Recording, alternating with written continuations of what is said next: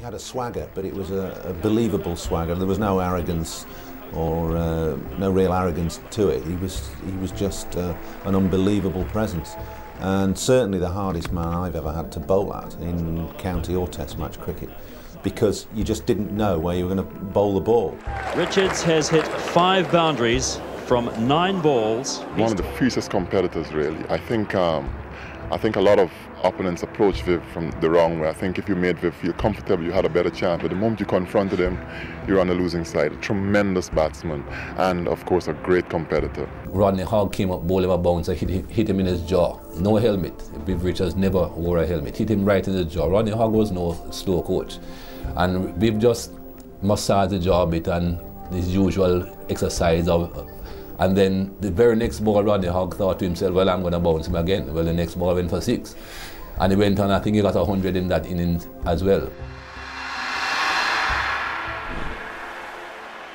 In the 1979 World Cup final at Lord's, Richards made 138 not out from 157 balls, the first in a long list of match-winning one-day international knocks.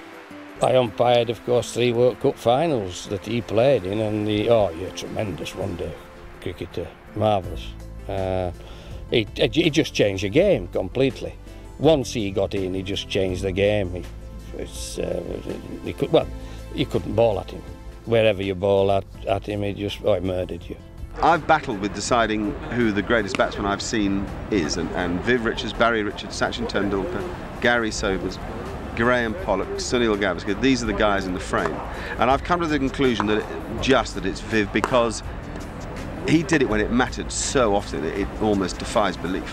I mean, his record in cup finals for his country and for his county are staggering. I mean, he turned it on. So that 79 World Cup final, the chance for the West Indies to cement what everybody thought anyway, really, that they were not only the best, becoming the best test team in the world, but the best one-day team as well, was there. It wasn't his most dazzling performance, but it showed the other side to him, that Viv could play when it mattered. There's no contest with that one. That is a big 6. Viv Richards, well, he's probably my favourite cricketer.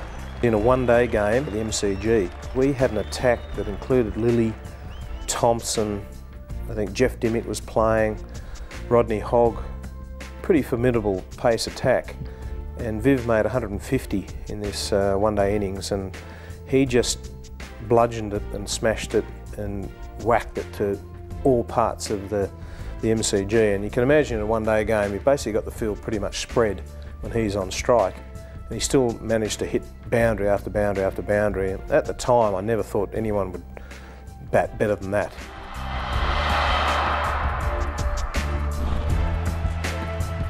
In 1981, Test cricket came to Antigua, Richards' home island. He had married 3 days earlier, a major event for the island. Anything less than a century now would be an anticlimax. In 1981, Antigua was awarded a test match, the final test of the series against England. And Richards actually got married just before that test, and of course that was a very major event on the island. And then he came out in the test match, and set about scoring a test century there. And he took much longer than he normally would over a test century, but it was as if he set himself that the whole event wouldn't be complete unless he was able to score 100, which he surely did. By 1985, Richards had taken over from Clive Lloyd as West Indian captain.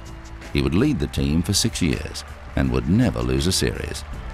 In the dressing room, Viv always was looking for a way to win a cricket match, and always trying to G the guys up. Even after he got out, he would go around the dressing room and say, listen, we have to win this game, you know, try and do this, try and do that, whatever the situation it was.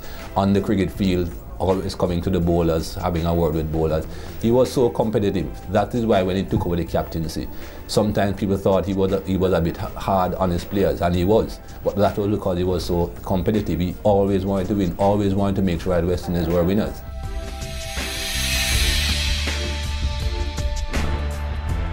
Richards led his team to a 5-0 thrashing of England at home in 1986.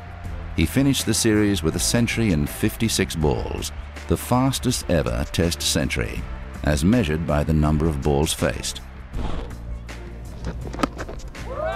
And he's gone and got that century with a mighty 6 down to mid-wicket.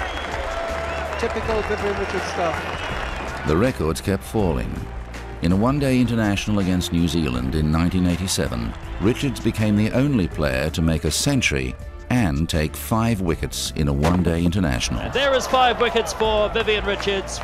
What a day it's been for the West Indies captain.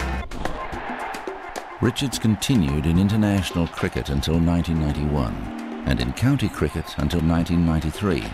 He was later knighted, the first Antiguan to receive a knighthood for services to cricket. When Viv played for the West Indies, Viv just did not believe in losing. He just thought that, you know, he had to do and give everything for the West Indies. And of course he had the skill to produce. He came in to an outstanding West Indies team under Clive Lloyd, and he had Gordon Greenidge and Desmond Haynes opening the batting in front of him and others around him. But he was the key. He was the hub around which the batting revolved during his career and during that long period when West Indies dominated international cricket. He was, you know, he was a great inspiration to all, young and old, and he gave 120%, 130%. He just gave his all every time he went out there. I remember him taking it. He had a sort of back problem in Trinidad, and the doctor gave him some cortisone and so on. He could hardly walk, and he went out. He took the injection, went out and bat, and that's how much he loved West Indies cricket, and he loved this game of ours. So, you know, he was just a great ambassador for the sport. Many great batsmen have seemed like ordinary men until they took guard and began to ply their trade. Richards was different. He had an aura, a swagger that made it clear he was special, even as he sauntered to the crease. He was the man, and he had that. He was known as Smoking Joe Frazier because of his similarity in build to the former heavyweight boxer, even from a young age when he first came into the team. And that's the kind of dominance that he had. That was the kind of attitude of a heavyweight boxer, that I'm coming to get you. No matter what happens, I don't mind how fast you are, how much you spin the ball, no matter what kind of conditions they are, I'm coming to get you.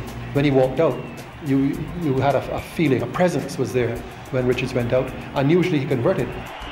When Viv arrived at the crease, he looked 6 inches taller than he was. He looked 6 inches wider than he was. He had this strong presence in his face, the Roman nose, the brilliant bones. There was an emperor-like feel about Viv, and still is actually. Vivian Richards walked to the crease and there was this presence. And if you set him a challenge, if you set a certain field, he would take you on. And that's what made him so special. You would set a certain field and he would still play the shot. And he felt that he was good enough to get it through anyway. Occasionally it brought him undone, but it was that presence that was very, very special.